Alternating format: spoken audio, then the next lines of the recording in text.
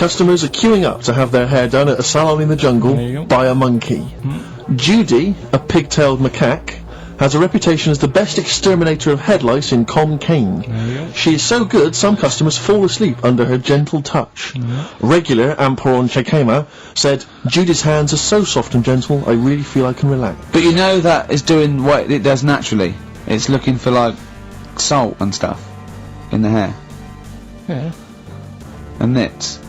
It's not on the payroll. It doesn't complain about when it gets deducted at national insurance. It's not part of the union. Yeah. Do you know what I mean? But a good monkey news, you know, backed up with good tabloid journalism. With solid evidence there. So now I think maybe we should start marking the monkey news, Rick. I don't know what you think. Giving it marks out of 10, maybe. For both interest and validity. Well, for interest, I'll give it 7. For Carl believing that there was something to this monkey, thinking it had a job and getting paid. But it was also doing kind of perms 2 and colouring. 2. Yeah. Ridiculous. Again. Ridiculous. More monkey news next week. Hopefully let's just hear that jingle again. Oh! Chimpanzee that monkey news!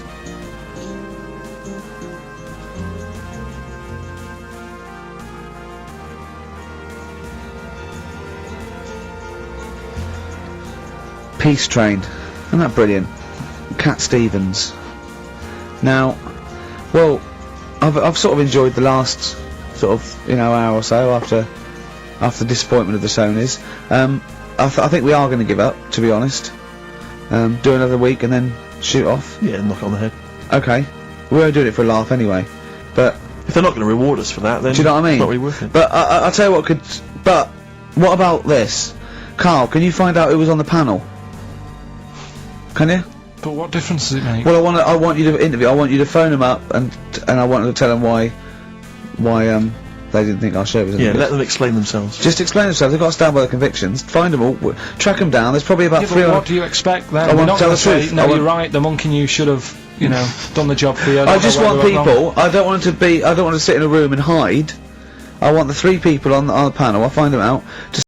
It was shoddy, amateurish, annoying. There was too much swearing. I'll go. Fair enough. Well done, mate. We didn't vote for you because Carl's voice is an irritant. Okay?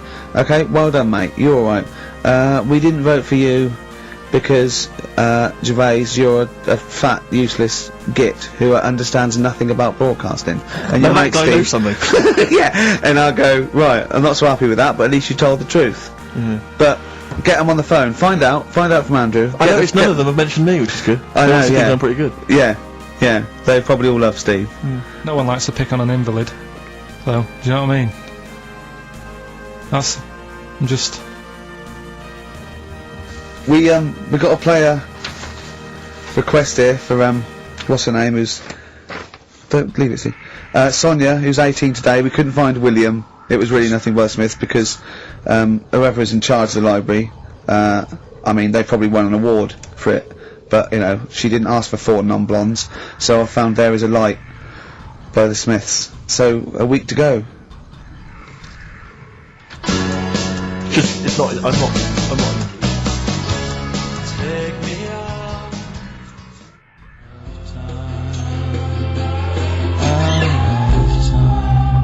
Blur and Out of Time. They're joking, there's 2 hours to go.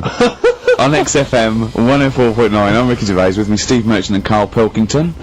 A new leaf, bit of a blow at the Sonys. Not like that. I mean, you know, we were taken aback. Speak for yourself. Yeah. And we've got guests. Jonathan Ross won, and he has guests, so we're going to have guests in. One of which is sort of a tie-in. He's going to explain himself. It's Dr. Fox, Dr. Neil Fox. Popped in for a chat. It's a pre-record, we've got that. Although live in the second hour, we're going to have a chat to the girls from Tattoo, who are upstairs at the moment in Capitol, and they're going to pop down and have a little chat with us. So we're really trying to, you know, make this more of an interactive show. We don't know yet whether we're going to give up or not. It depends how this show goes. Yeah, look forward to that. But we've got some great. We went down to the big library, so we don't have to rely on 4 non-blondes and the you know, the 2 jam tracks that are up here. We went down to the big library, And we've got some great tracks, Steve, haven't we? That's we've got some absolutely classics. Should we play one now? Well, before that, I just remember that some of the criticism we received, I think, was that we're perhaps not taking into consideration the listeners. A lot of shows, a lot of radio shows, they cater very much to the community, to the area which they're broadcasting. They interact with the Where's the listenership. fun in that? Oh, I agree Like, with well, it. for me, really. I'd just like to justify why we don't tend to correspond or interact with the listeners. Here's a typical email from Vicky, age 25. She asks, do you ski? Rick, that's her question. No, Do you ski, yes or no? No, I don't. No, you don't. Right, there you are. Thanks, Vic. Brilliant. Keep those coming in. See, he's turned them against us, Carl. What do you think, Carl? What do you think of Steve's attitude there? It's alright. No insight like that coming later.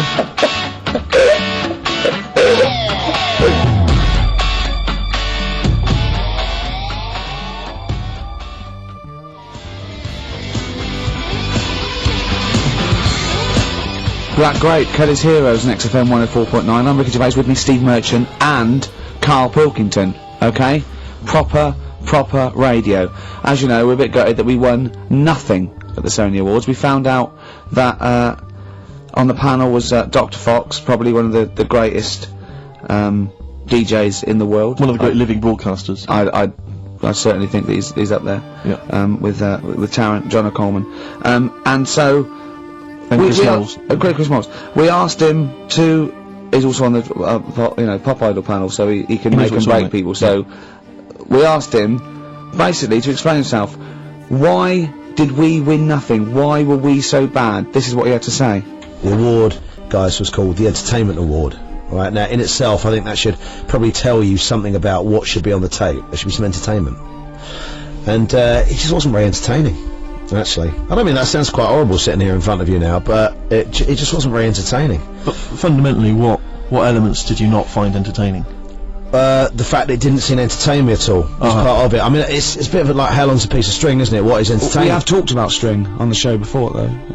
Then there were loads of people I'd never heard of in my life, and some of those were perhaps a bit more entertaining than you. The people that got silver, I think they were called Joe and Twiggy. They worked for a station in the Midlands, I think Trent FM. They were actually pretty funny. Funnier than ours stuff. Yeah, they were actually. Yeah, they were funny, and they seem to sort of understand their local. They seem to understand their market a bit more. And then I got onto yours. I think, oh, great, Ricky Gervais. Yeah, he's really funny in that program, isn't he? I must watch that. I'm going to absolutely die laughing here. And oh God, it was painful. How would you have improved it, just listening? Bit of humour, be quite good. Bit of humour, essential. I would think to an entertainment show.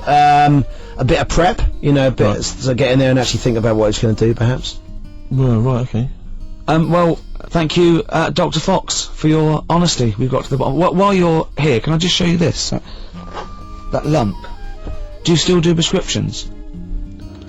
Dr. Fox there. He was, you know, He was honest, he was blunt. he was blunt. You know, that's. I'd like a second opinion. I'm only joking, he's not actually a doctor.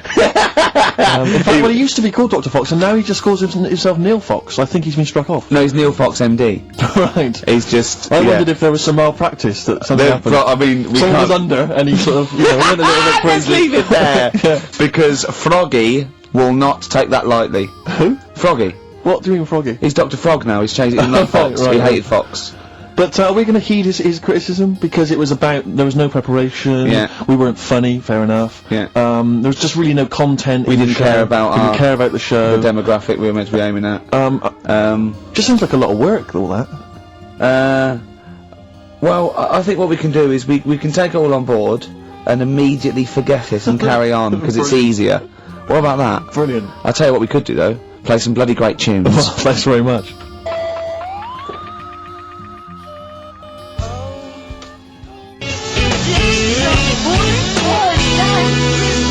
Aptly 9. I'm Ricky Gervais, with me Steve Merchant and Carl Pilkington, innit?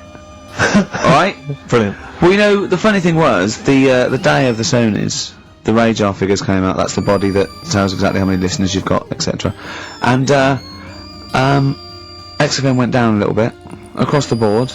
Except one show, Steve, that went up 34%. Keep talking. Well, what show do you think that was? I'm trying to think, would it be Zoe Bourne? No. Would it be Christian Connell Breakfast Show? No. It was this little mother of a show. Really? Up 34%? Yeah, everything else went down, we went up 34%. Yeah. So, maybe Dr. Fox should be listening to those figures. Indeed. Yeah, will we get a pay rise? Will we get a 34% pay rise, Carl? Ooh, up to 80 quid a month. No, because for the last, like, 2 years there's been nothing there, and you've still been getting the same money, haven't you? That's the way it works. There's been what, there? You're not paid per listener, are you? It's just...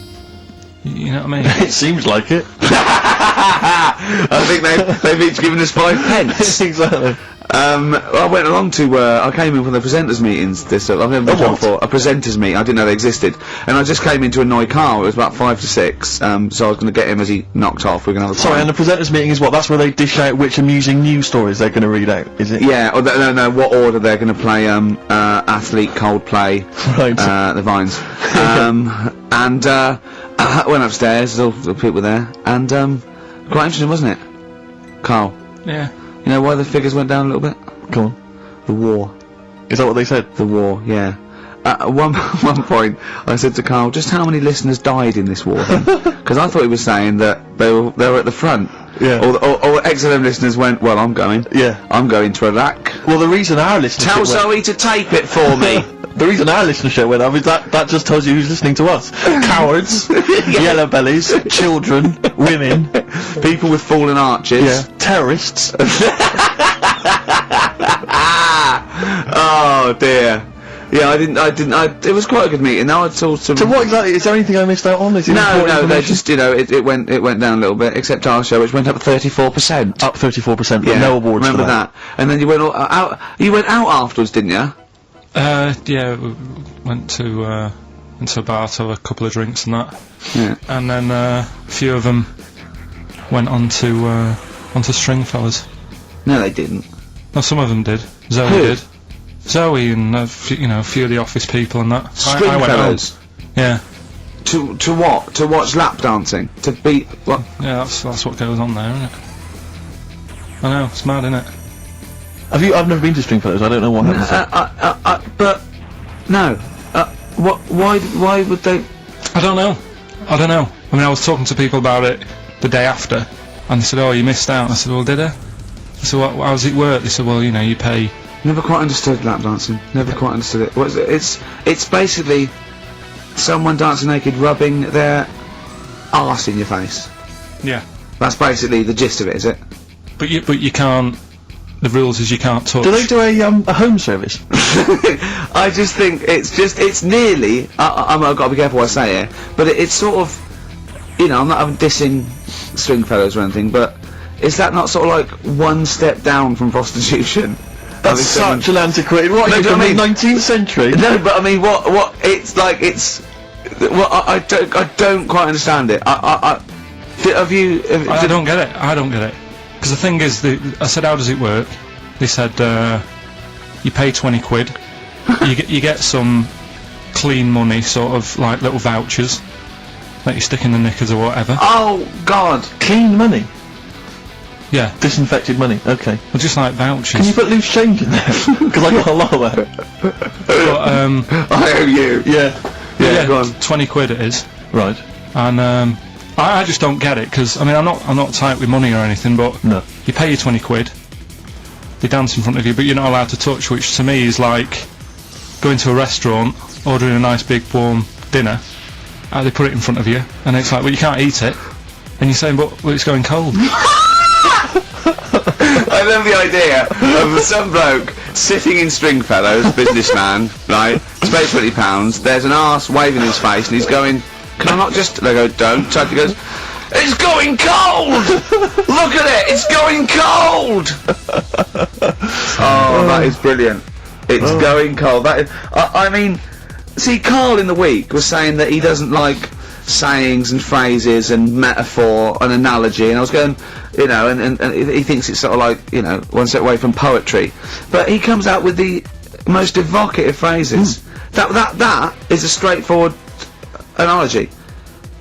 Lap dancing is like being given a meal that you can't eat. See, that's great.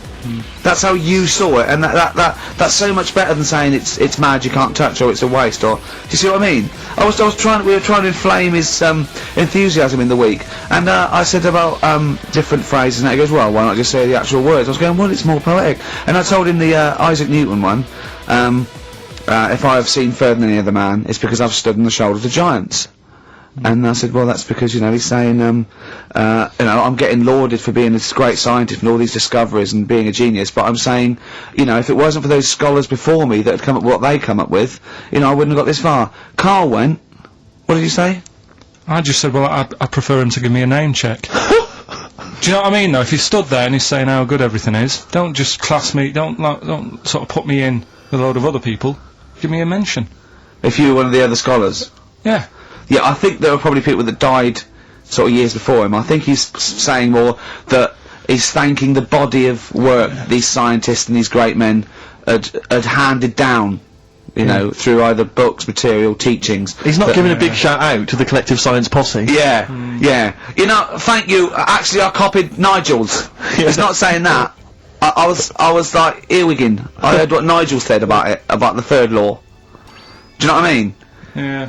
I mean, I look into sayings and stuff Go a lot on. more and see if they work. Well, one that happened a couple of weeks ago, right? You were talking about the you can't have your cake and eat it. Is that what you said? Well, I never understood that because I thought, well, what's the point of having your cake? Actually means you can't have eaten your cake and still have it there. Yes, obviously. Exactly.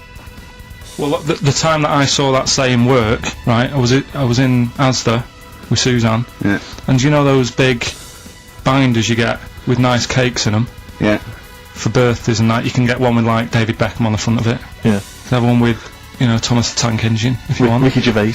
Yeah, you can have one of them. And I saw one of those comedy ones where it is like a big pair of breasts, Yeah. and that is when you can have your cake and eat tit. Play records. No, but you see Play what I'm records. saying? Play records. I want to talk to you about it. About puns.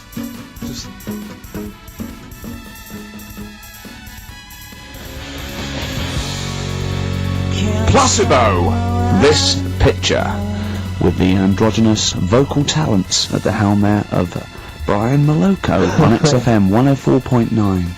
Informed broadcasting. Excellent. Did you see, I don't know if Carl saw it, I know you watched it, Rick, it was extraordinary, it was a Sky One TV show the other night.